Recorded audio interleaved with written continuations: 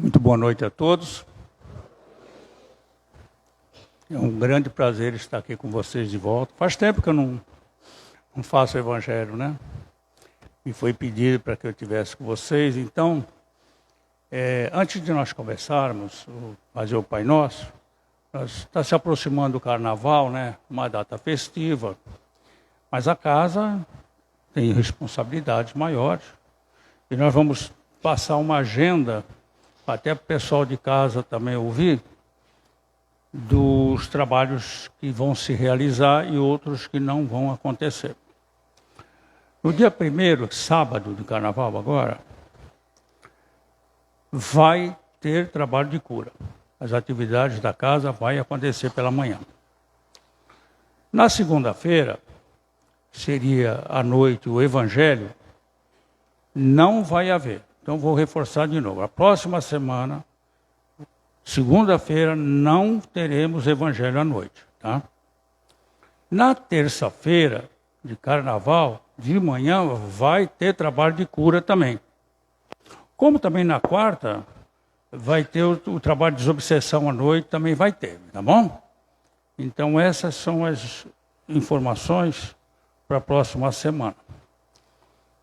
Bom, nós íamos começar a fazer o Evangelho dessa noite, e o tema que eu escolhi vai falar sobre Jesus, né?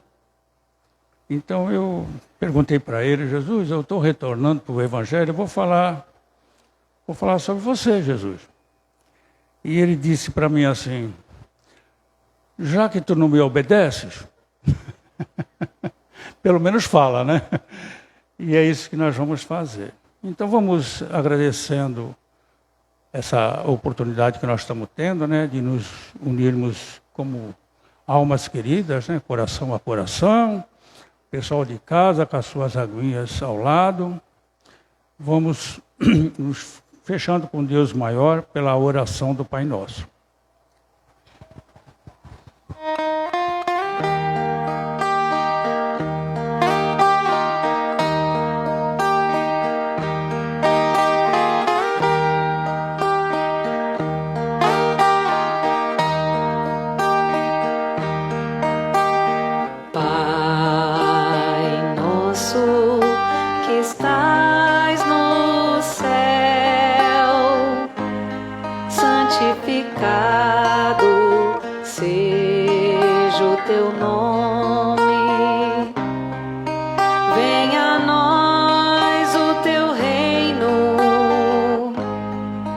Seja feita a tua vontade. Pai, meu Pai, meu Pai do céu, meu Pai do céu, eu quase me esqueci que o teu amor vela por mim.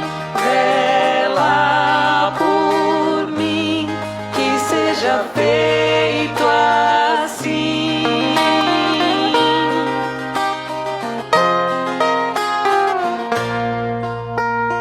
O alimento desse dia, dai-nos agora e sempre.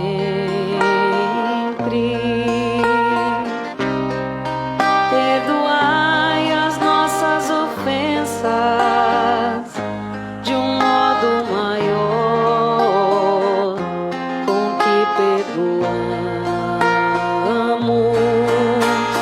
Pai, meu Pai, meu Pai do céu, meu Pai do céu, eu quase me esqueci.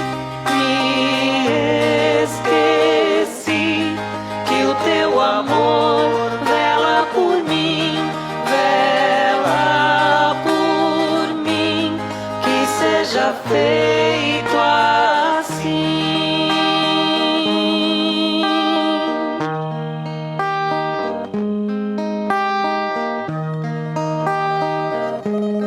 Não nos deixeis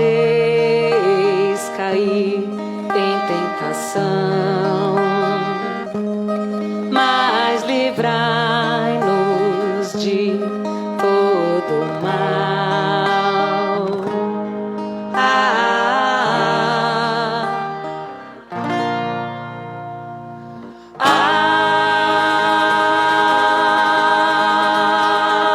Amém.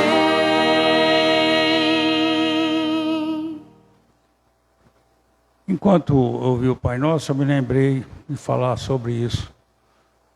O Pai Nosso cantado, a música ela tem 3 elementos básicos, hein? Ritmo, harmonia e melodia.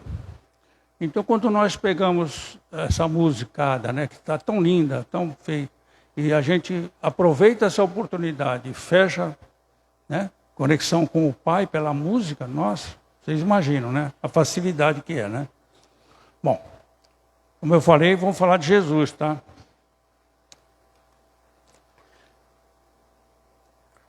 Aqui nós temos 2 coisas. Primeiro é o projeto da vida. Você vê que tem um arco aqui fechando com a proposta de Jesus. O projeto da vida é de Deus. Tá? Deus é o Criador, criou as vidas e Ele tem um projeto para elas, que é o aproveitamento das existências para que dentro do processo da evolução, que nós vamos falar sobre evolução espiritual, então, desse processo, a gente tirasse a vida em abundância, né? Lembra que é falado? Vida em abundância. Esse é o projeto, a vida em abundância, com um grande aproveitamento, fazendo aquilo que deve ser feito. E é onde chega Jesus nos ajudando com a proposta dele. Jesus, a gente pode dizer assim, se a gente for olhar pelo um olhar histórico, nós temos um Jesus que nasceu em Belém, hoje é Cisjordânia, né? Cisjordânia é lá na Palestina. Ele nasceu lá em Belém. Depois, José e Maria, ele recém-nascido, né? Ele já pequenininho, olha, para chegar em Nazaré, que é uma aldeia, né, de Galileia, são 150 quilômetros, hein? De carro dá 2 horas, mas os meios de transporte que eles tinham na época, olha como longe. Então, aí nós temos ele já com a infância, com a adolescência, vivendo em Nazaré. Depois, como homem, né, um judeu que ficou um profeta, ele tem uma diferença dos demais profetas, porque pensamos assim, a gente no nosso celular abaixa um aplicativo, ou no computador também, né? E a gente, para entrar, eles não pede uma senha, a gente tem que ter a senha, não é assim? Senão não entra. Então, Jesus tinha o profeta que tinha a senha de Deus. Ele conseguia conversar com Deus, porque ele tinha uma senha, né? Mas a ideia de Jesus, a proposta dele é que todos nós consigamos chegar um dia a esse ponto, tá bom? Então, mas ele tem uma proposta maior, né? E não poderia ser diferente que para que nós pudéssemos hoje, no tempo, na cronologia do tempo, para nós pudéssemos estar hoje falando de Jesus, conhecermos os evangelhos de Jesus, como a gente conhece, teria que ser impresso, certo? Teria que haver aquelas criaturas que elas escrevessem aquilo que estava sendo falado por Jesus, os ensinamentos, e depois eles fossem impressos. Como aconteceu isso, chegou até nós pelos evangelhos, que todos nós conhecemos. Os evangelhos de Jesus, que é um assunto que nós vamos conversar hoje também sobre isso. Então, Jesus, ele propõe uma proposta, né? Uma proposta de Jesus, uma vida nova, um novo olhar, um novo viver. Por essa novidade, o Evangelho ficou conhecido como Boa Nova.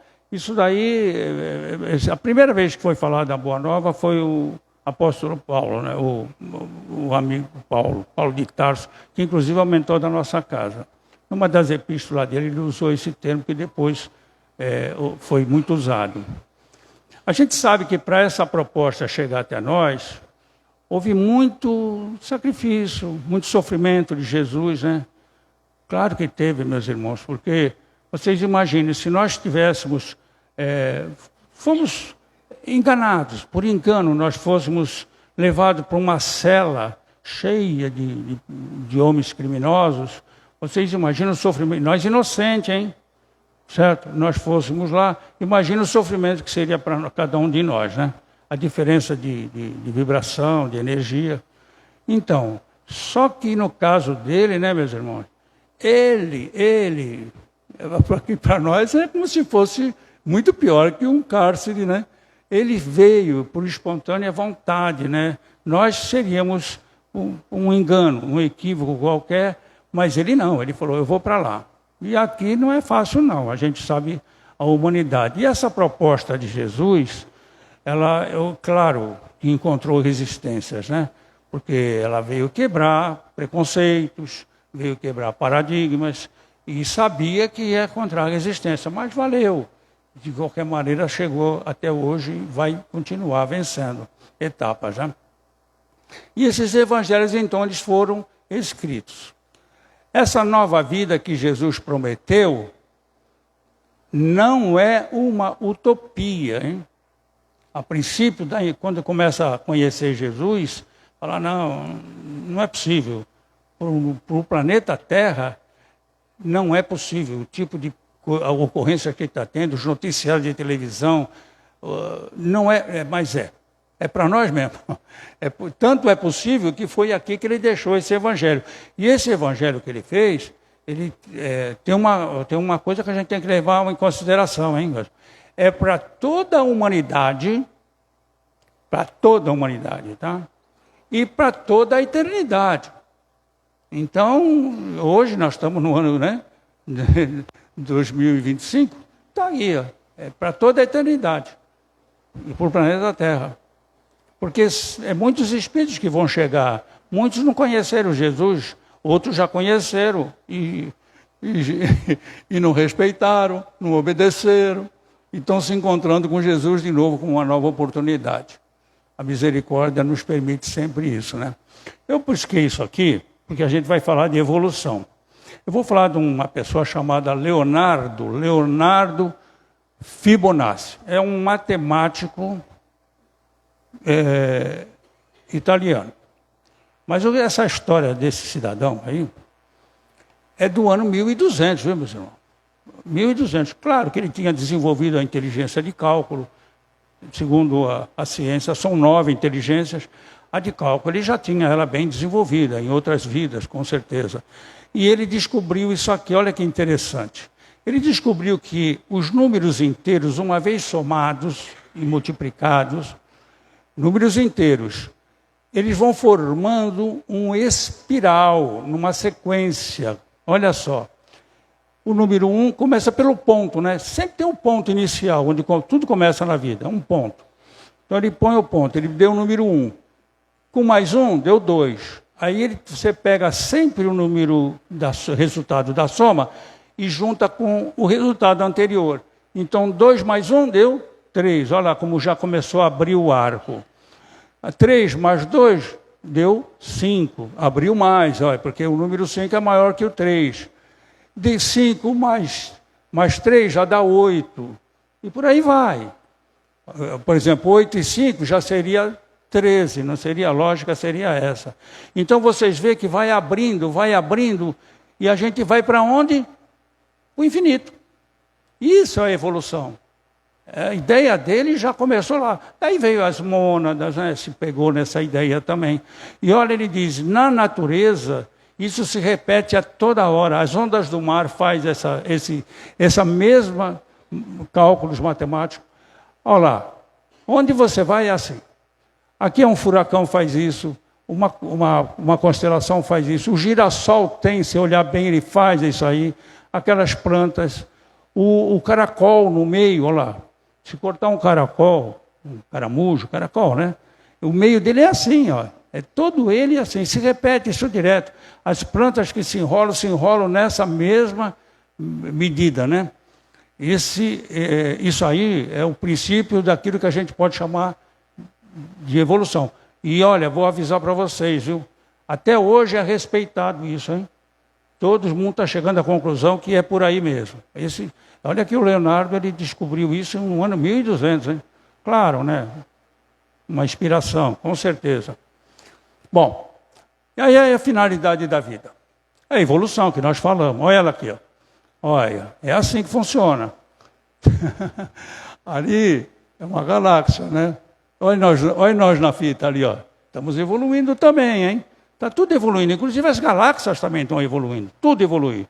Isso é o princípio de Deus, né? Da vida de Deus. Bom, aí aconteceu uma coisa interessante.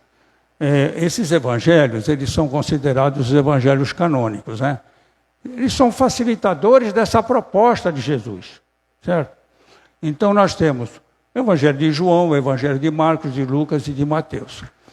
Como é que foi esses 4 canônicos? Eles foram, essa história que eu vou contar deve ser de conhecimento de alguns, eles foram escolhidos para ser os 4. Porque naquela época de Jesus, vocês imaginam Jesus vivendo com aquele pessoal. Devia ser uma coisa maravilhosa, e como foi mesmo. E todo mundo resolveu escrever alguma coisa, uma passagem que teve, eu anotei. Não só os apóstolos, os discípulos, todo mundo começou a escrever coisas.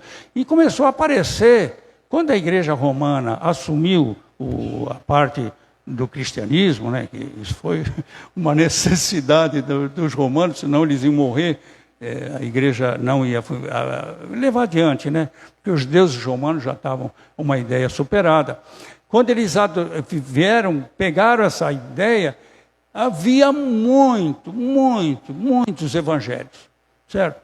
E aí, em Niceia, né, houve por imperador, ele pediu que lá fizéssemos um concílio. Seria uma reunião de vários bispos. Eles falam que foi até 318 que se reuniram lá, em Niceia. Para quê? Para encontrar quais seriam os reduzidos, pegasse aqueles que podem... Hoje não tem fake news, meu irmão. Tem uma inteligência artificial, o pessoal está falando com a minha boca, põe a minha feição, usa as minhas palavras. E havia muito fake news também, tinha muita coisa que não era inventado também. Já que eu estou falando isso, vou botar uma coisa minha aqui. E aí esse Constantino, esse imperador, queria que fosse os evangelhos que ficassem. Como é que seria possível? Então contam...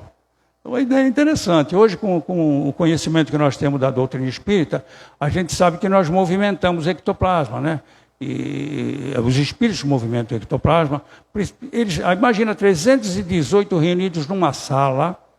Eles pegaram todos os evangelhos, que havia todos, certo? Colocaram no chão.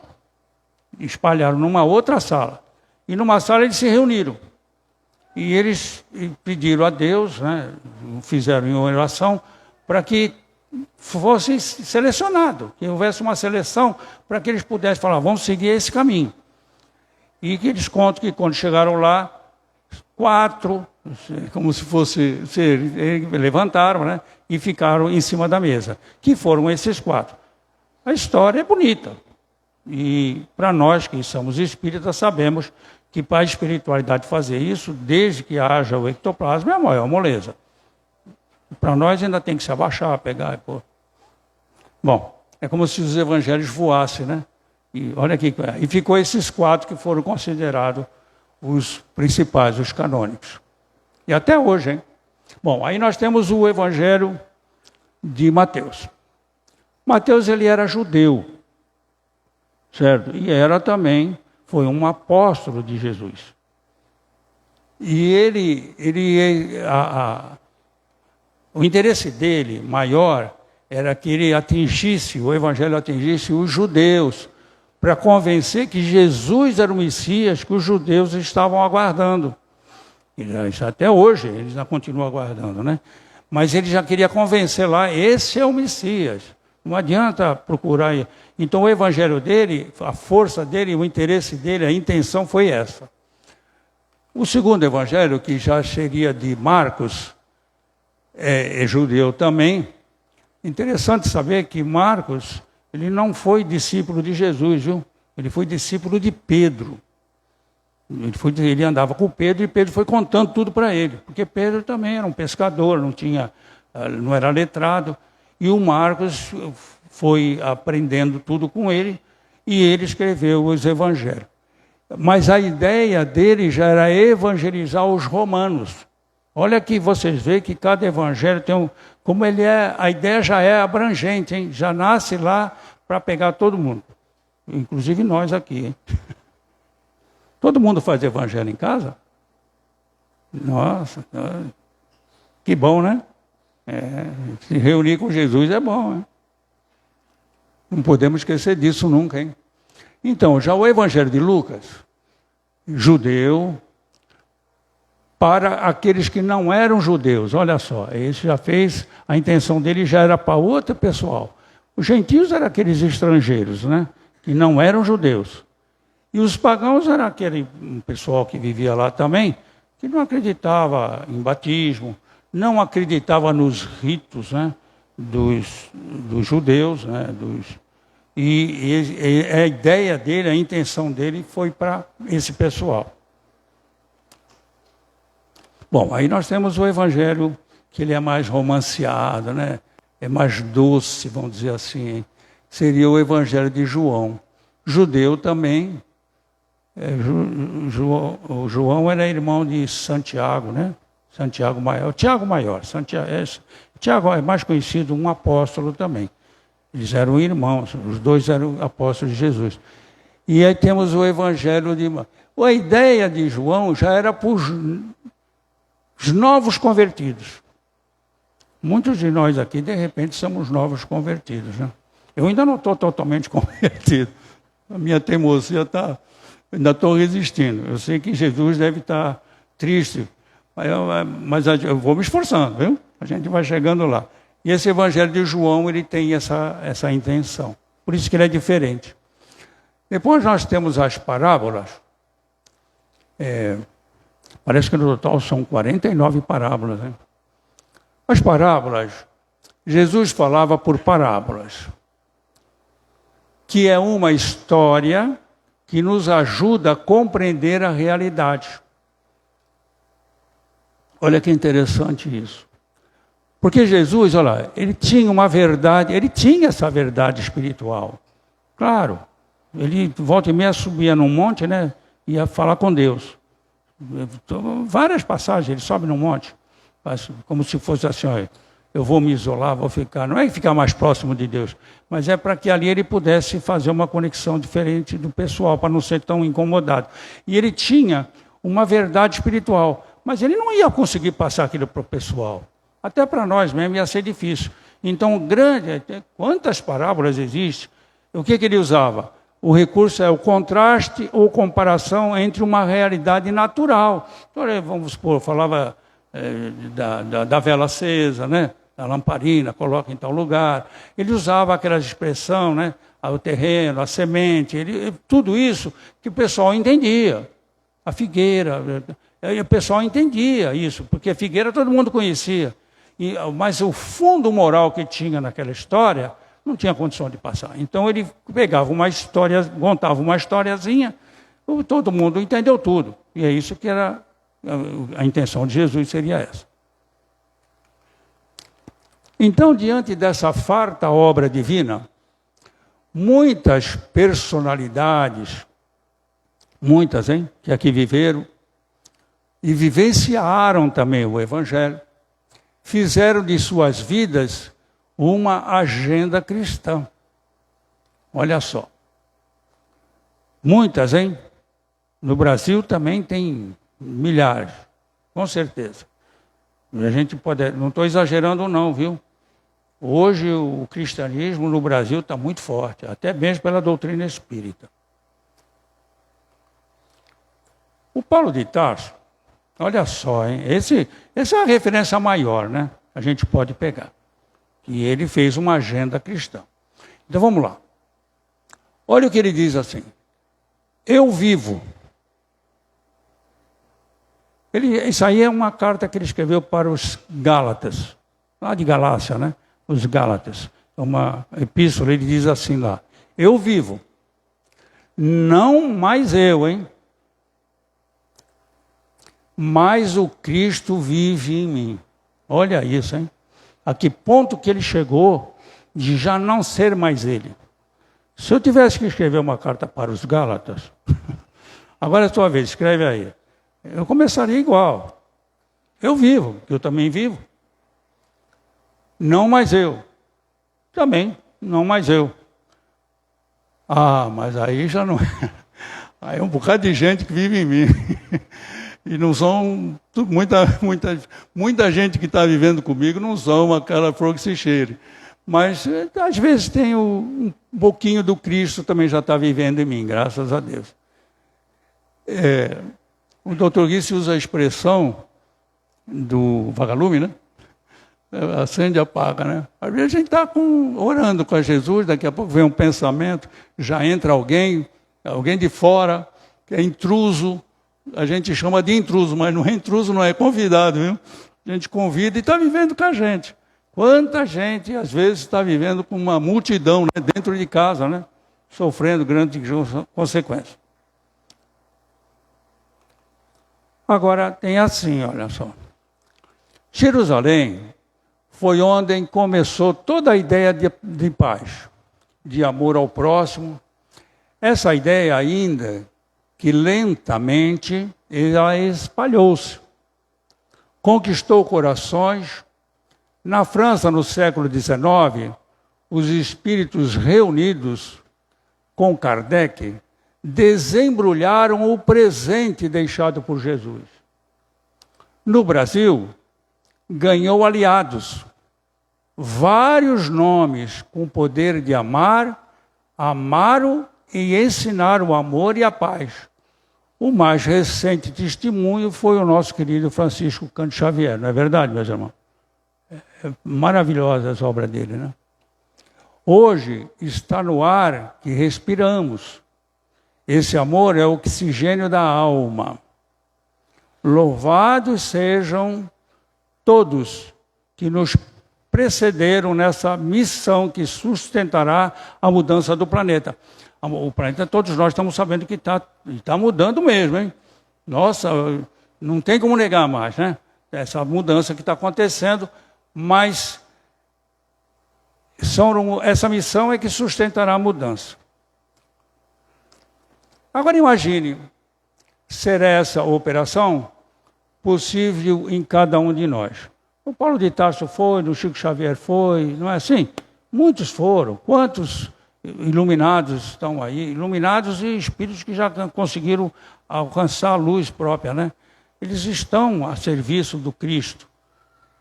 Mas aí a pergunta que fica é assim: isso é possível em cada um de nós? Né? Cada um de nós, não é nós aqui, hein? 200, 300 pessoas, não. Nem os de casa também, com todo respeito, mas é para todos, todos. E aí é assim, a proposta de Jesus é essa. É para todo mundo ser Cristo. Não é utopia não, hein? Segundo os cálculos já estão perto de 8 bilhões de... Olha que lindo. Vai ser Cristo... Cristo fulano, Cristo... Que todo mundo... Ave Maria, que lindo que seria, né? Fora os desencarnados, né? Que são 24, daria um total já de quase 35 bilhões, só no planeta Terra, hein? De Cristos planetários aqui. Ainda tem o tempo. Lindo isso, né? Vocês acreditam nessa hipótese? Eu não vou nem pedir para quem não quiser ser Cristo levantar a mão, que eu tenho certeza que todo mundo vai querer levantar. Só que tem uma coisa, hein? Esforço, dedicação, sacrifício, luta, e vencer aquele, lá dentro, né? As tranqueiras que a gente tem aqui dentro. Bom, a nova realidade planetária proposta, ela seria essa, hein? Deus amando todas as suas criaturas. Isso já acontece, certo? Deus criou, já está amando. Agora, toda criatura amando Deus. E, por fim, todos amando todos. Aí sim a gente chega na condição crística, tá? Essa é a realidade planetária que seria. Utopia não. Essa é a proposta de Jesus. O Chico ele repetiu essas palavras, que é de James Sherman. Embora ninguém possa voltar atrás e fazer um novo começo, qualquer um pode começar agora e fazer um novo fim. Todo mundo pode começar agora e falar assim, olha, eu vou ser Cristo. A partir de agora eu vou entrar... o passado não importa. Se a gente for ligar para o passado, meus irmãos, a gente não faz nada, hein? Passou, passou. Tudo aquilo que nós fizemos, que houve um atraso muito dentro na proposta evolutiva, nós nos atrasamos muito, mas isso faz parte, certo? Ninguém nasce pronto, Jesus também se fez, o Cristo também se fez. Então nós também estamos a serviço, né? Estamos a caminho. E tem que ser entendido assim. No princípio era o verbo. Isso está lá no Evangelho de João, já começa assim, né? Olha lá. O Cristo cósmico, que mais tarde, quando o verbo se fez carne, ou seja, já seria Jesus, apareceu entre nós como Cristo telúrico, terra, né? Servindo-se da natureza humana de Jesus de Nazaré. Jesus é o Cristo, hein? Vamos voltar.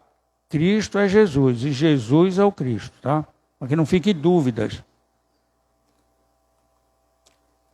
Antes de encerrarmos, fica a pergunta. Na vossa opinião, quem foi o maior intérprete da proposta de Jesus? Eu estou falando com vocês porque nós somos espíritas, tá?